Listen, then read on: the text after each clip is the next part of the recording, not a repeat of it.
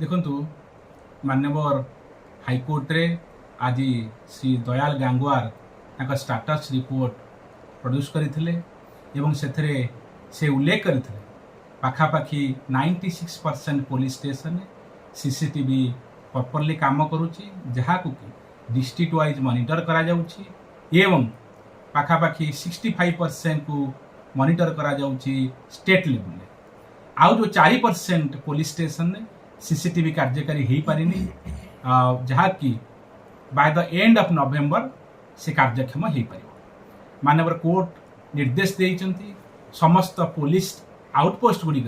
किभली भाव में CCTV camera काम करिवो से विषय पदक्षेप नापी ता छड़ा सरकार पक्षर आज दाखल कर एसओपी अर्थात स्टैंडर्ड ऑपरेटिंग प्रोसीड्योर किभली भाव में आर्म पर्सनल माने यदि पुलिस स्टेशन को आसत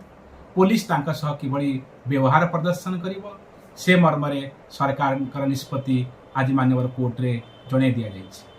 ता छड़ा माननीय कोर्ट जानिया को चाहिए जे यही एसओपी की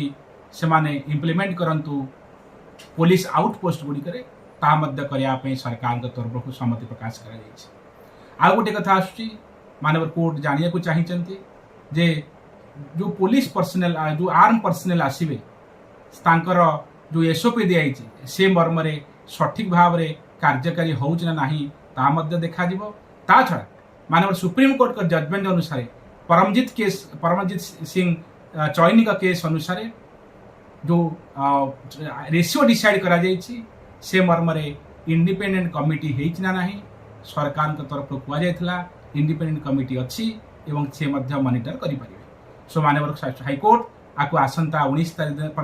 आर्जन रखिंट 19 तारीख फाइनाल ऑर्डर पास हो।